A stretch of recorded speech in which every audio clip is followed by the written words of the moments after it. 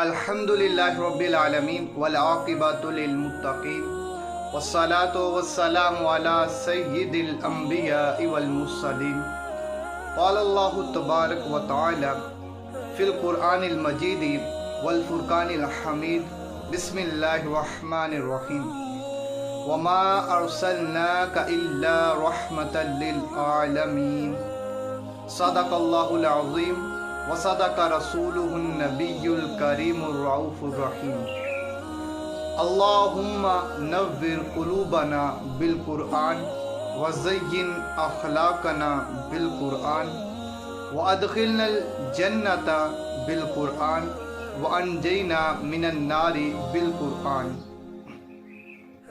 قال اللہ تبارک و تعالی فی شان حبیبہ الکریم ان اللہ و ملائکتہ یصلون علی النبی یا ایہا الذین آمنوا صلوا علیہ وسلموا تسلیما صلی اللہ علی حبیبہ محمد وآلہ وسلم الصلاة والسلام علیک یا رسول اللہ محمد سید الکونین والثقلین والفریقین من عرب ومن عجم والحبیب الذی ترجا شفاعته لکل حول من الاحوال مقتحم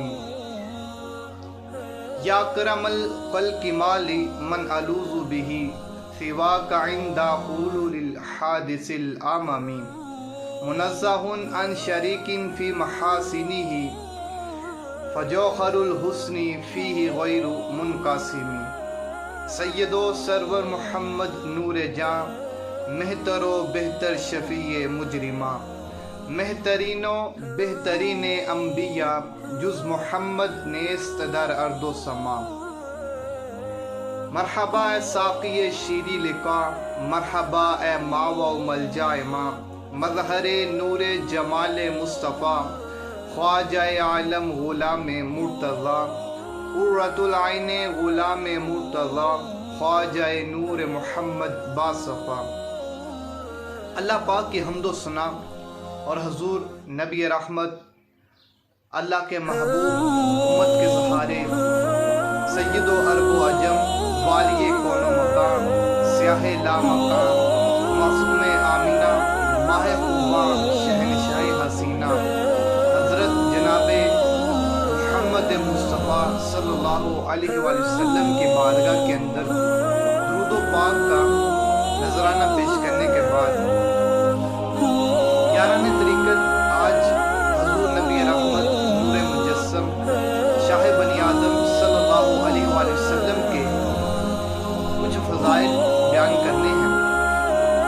اللہ کے محبوب علیہ السلام اس ساری کائنات کے لیے رحمت بن کر آئے۔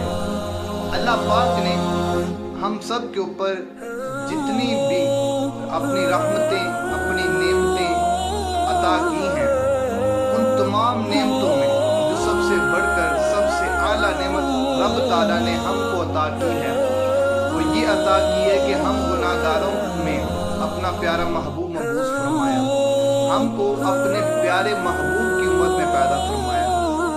اللہ پاک کی بے شمار نعمتیں ہیں، اگر ہم ان نعمتوں کا شکر ادا کرنا شروع ہو جائیں تو ان میں سے ایک نعمت کا بھی ہم حق ادا نہیں کر سکتے۔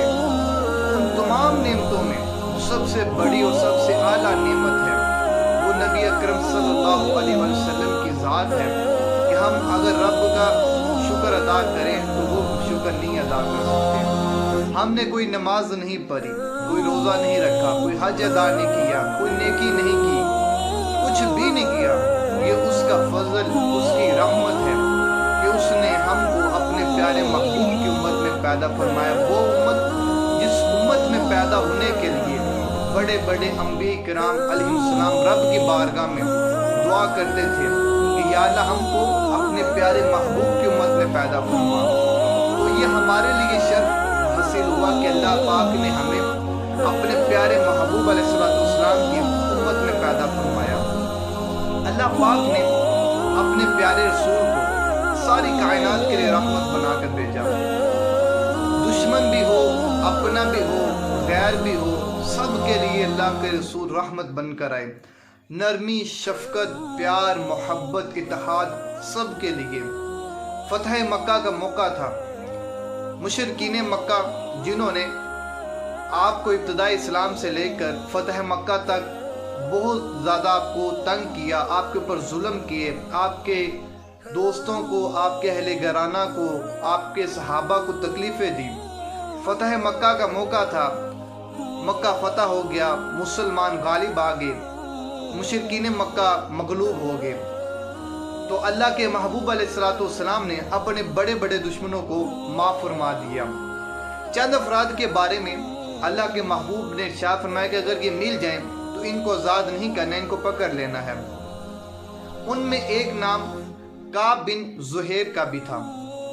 کعب بن زہیر کو جب معلوم ہوا کہ اللہ کے محبوب نے مجھے پکڑنے کا حکم ارشاد فرمایا تو وہ چھپ گیا۔ کچھ دن بعد وہ اپنا لباس بدل کے، چہرہ چھپا کر اللہ کے محبوب علیہ السلام کی بارگاہ میں حاضر ہوا اور کہنے لگا کہ اے اللہ کے رسول، اگر میں کعب بن زہیر کو گرفتار کر لاؤں، پکڑ کر لے آؤں تو کیا آپ اس کو معاف کر دیں گے؟ تو اللہ کے محبوب پر قربان جائیں، تمام جہانوں کے لیے جو رحمت بن کر آئے۔ انہوں نے ارشاد فرمایا کہ اے کعب، اگر تو آ ہی گیا تو جا، میں نے تجھے معاف کیا۔ تو قربان جائیں آپ کی رحمت للعالمین پر کہ آپ اپنے بڑے سے بڑے دشمن کو بھی معاف فرما دیتے ہیں، ان سے کوئی شکوہ، کوئی شکایت تک نہیں کرتے۔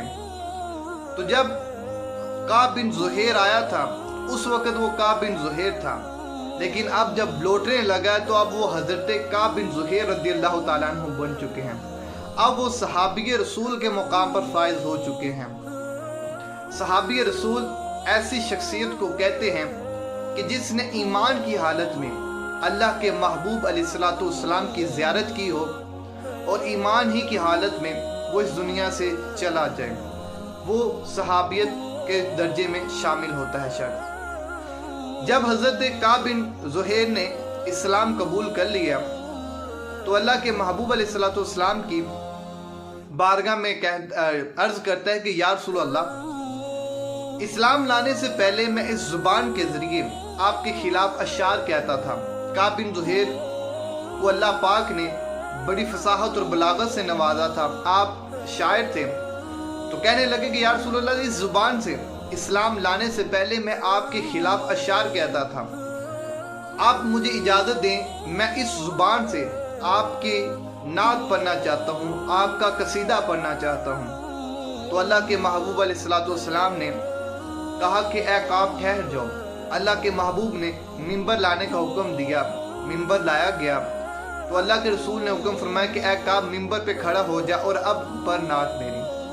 تو حضرت کعب بن زہیر رضی اللہ تعالیٰ عنہ آپ منبر پہ کھڑے ہو گئے اور آپ نے نبی پاک کی نعت پڑھنا شروع کی، نبی پاک کا قصیدہ پڑھا۔ آپ نے کئی اشعار کہے، ان میں سے ایک جو شعر تھا وہ یہ تھا، آپ نے ارشاد فرمایا ان الرسول لنور، کہ بے شک اللہ کے جو رسول ہیں وہ نور ہیں، یستداء بہ محند، کہ آپ ایسا نور ہیں کہ جس سے پوری کائنات، سارا زمانہ چمک پا رہا ہے۔ من سیوف اللہ المسلول، آپ اللہ کی مضبوط تنی ہوئی تلوار ہیں۔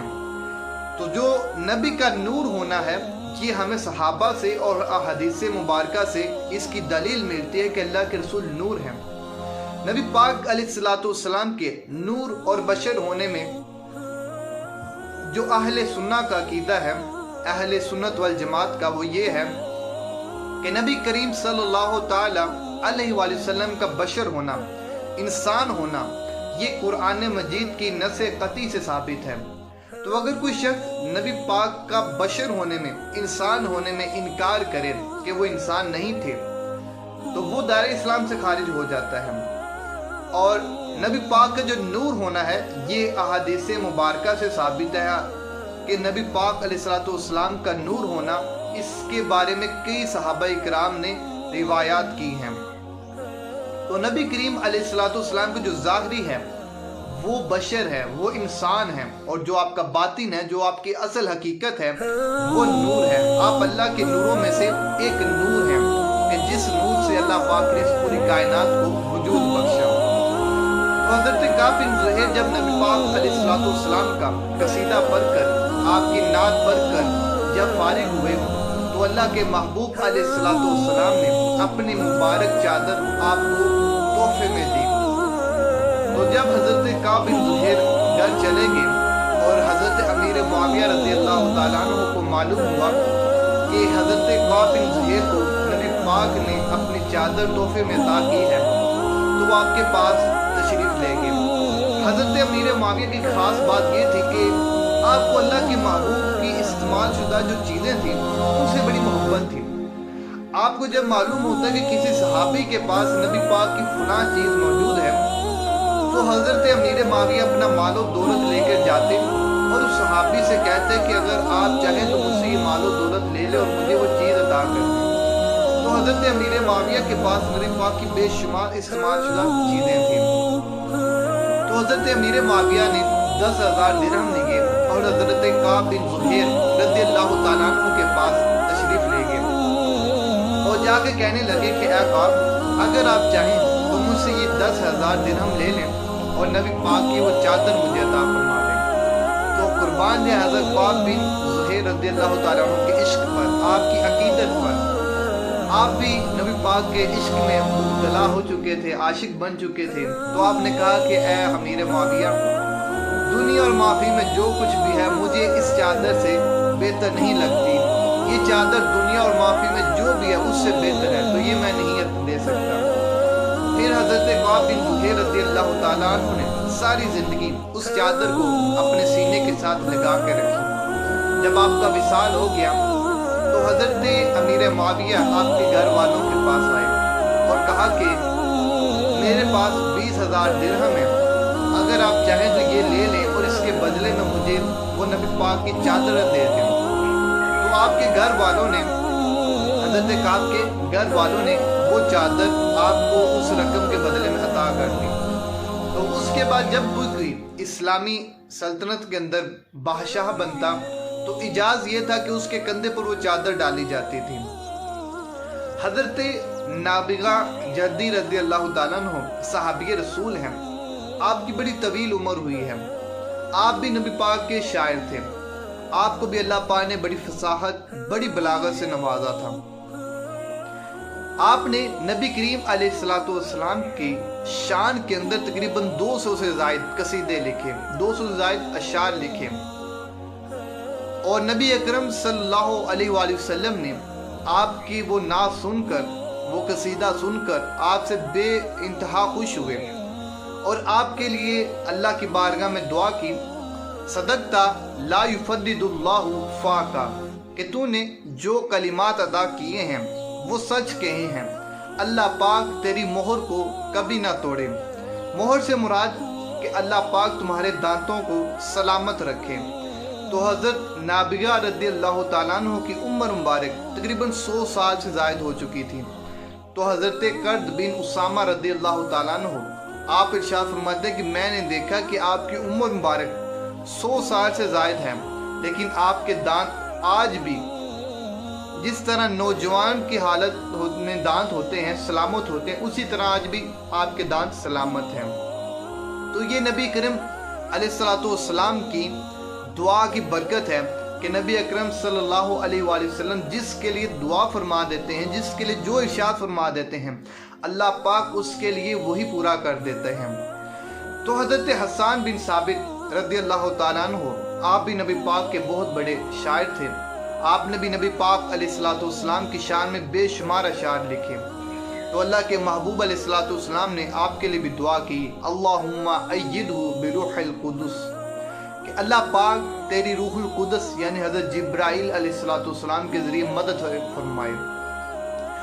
حضرت جابر رضی اللہ تعالیٰ عنہ سے روایت ہے کہ اللہ کے محبوب علیہ السلام نے ارشاد فرمایا کہ میں بروز قیامت سب سے پہلے جنت کا دروازہ کھٹکاؤں گا اور بروز قیامت میں انبیاء پر امت کی کثرت کے اعتبار سے فخر کروں گا۔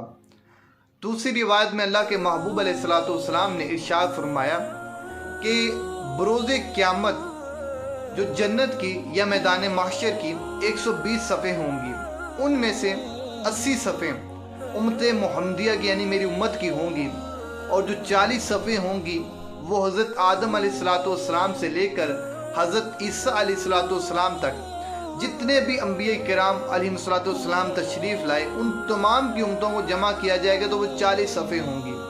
तो बरोज़ क़यामत मैं कसरत उम्मत के एतबार से अंबिया पर फ़ख्र करूँगा। तो अल्लाह के महबूब ने इरशाद फरमाया कि निकाह करो और मेरी उम्मत में इजाफ़ा करो।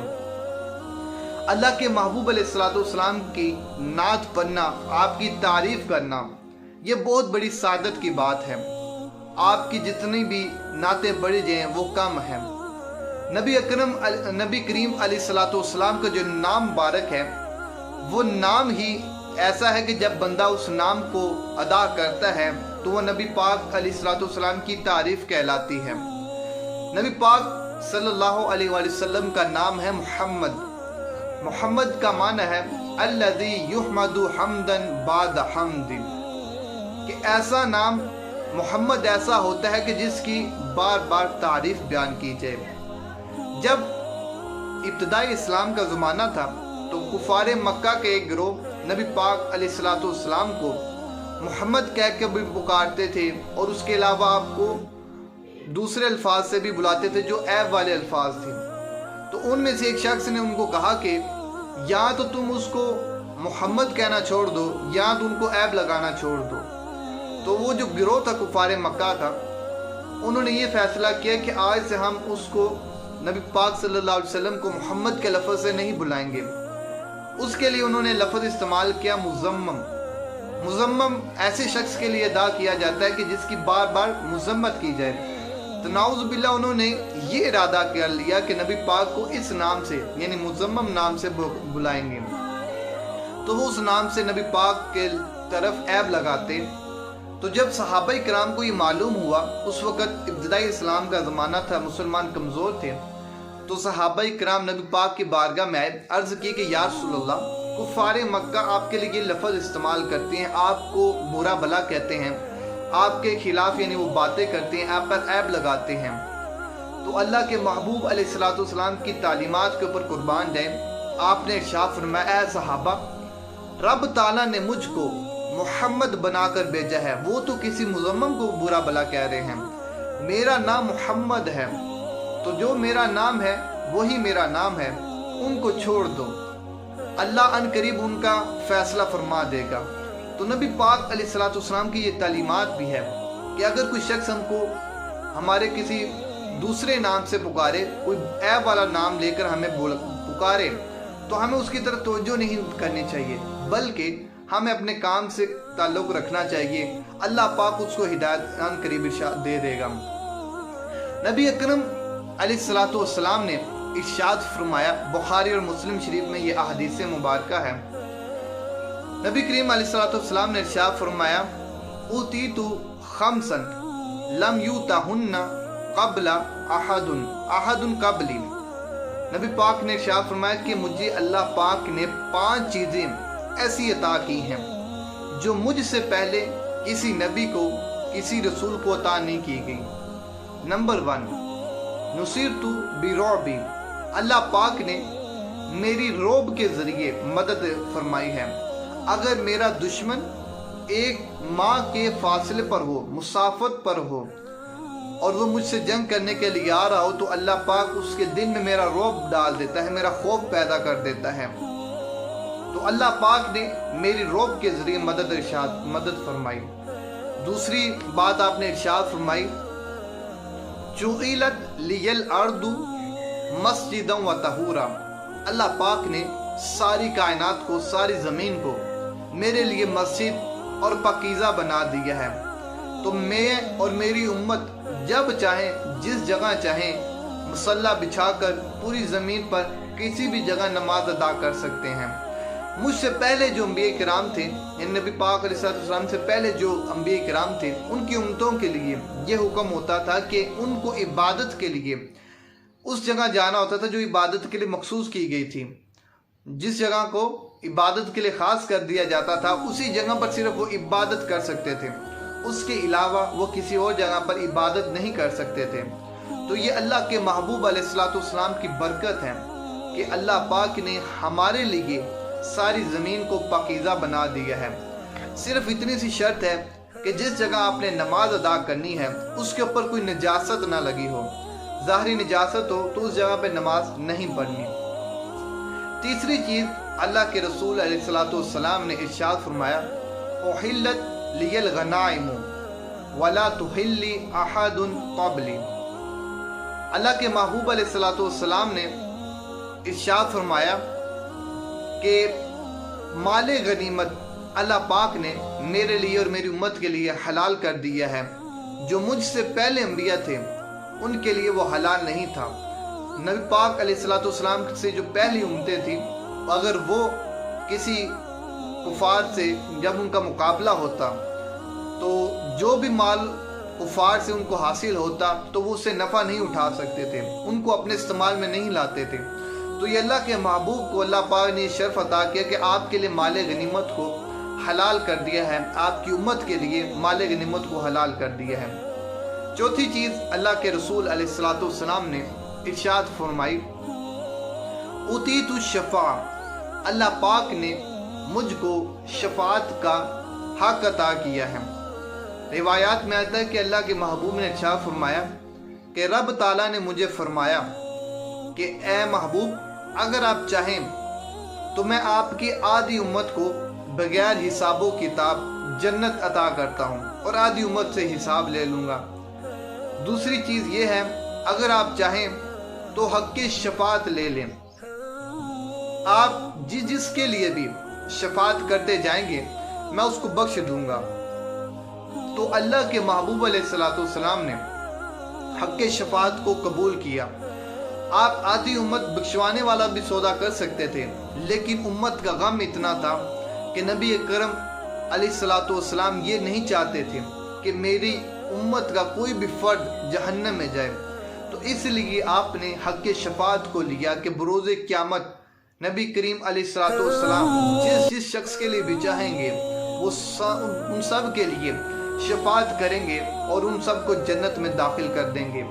ایک شخص نے کہا کہ وہ شخص اپنا مقدمہ کس طرح ہار سکتا ہے جس کے وکیل محمد ہوں؟